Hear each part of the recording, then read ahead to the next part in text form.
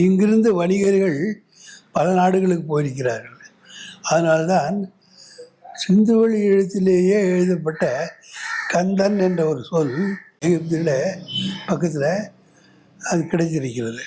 எப்படி இது இந்திய மொழி பொதுவான எழுத்து சொல்லுகிறோம் என்றால், இந்தியா முழுந்த இந்த எழுத்து முறை ஒரு பொதுவான எழுத்து முறைக்கு பழைய தமிழ் எழுத்து முறை என்று அதை சொல்லலாம்.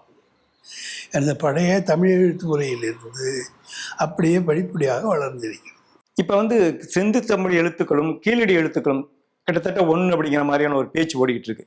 அதை எப்படி பார்க்குறீங்க? தமிழின் முதல் நிலை அது சிந்துவெளி எழுத்துக்கள், இரண்டாம் வளர்ச்சி நிலை அப்படிங்கிற முந்து தமிழ் ஆகிய பிராமி. முதல் சிந்து சமொழி. அதனுடைய இரண்டாவது வளர்ச்சி நிலையும் இடைக்கழக தமிழ் எழுத்துக்கள் தான் சிந்துவெளி எழுத்துக்கள். அதன் பிறகு மேலும் மேலும் வளர்ச்சி அடைந்த இரண்டாம் நிலை முந்து தமிழ் என்கிற தமிழ் பிராமி எழுத்துக்கள். நீங்க சொல்ற பிராமிங்கிற தமிழ் முந்து தமிழ்னு சொல்லுவோம் நாங்கள். பின்னாடி இருக்கிற எழுத்துக்களையும் தமிழ்னு இப்போ குறிப்பிடுறாங்க, இடைப்பட்ட தமிழ் எழுத்துக்களையும். அதுக்கடுத்து உங்களுக்கு வட்டெழுத்துக்கள் வருது.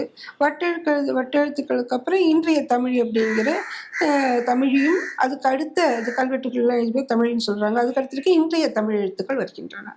இவ்வாறு படிநிலைகள் தமிழ் எழுத்து வரலாறு அமைந்திருக்கிறது. முதல் நிலை சிந்துவெளி எழுத்துக்கள். பட எழுத்துக்களாக சிந்துவெளி குறியீடுகள் கிடைக்கும். அடுத்து தனித்த ஒலிப்பு குறிகளை கொண்ட எழுத்துக்கள் கிடைக்கும் சிந்துவெளி குறியீடுகளில். அது முத்திரைகளில் இருக்கிறதெல்லாம் தனி எழுத்து குறியீடுகளை கொண்ட எழுத்துக்கள்.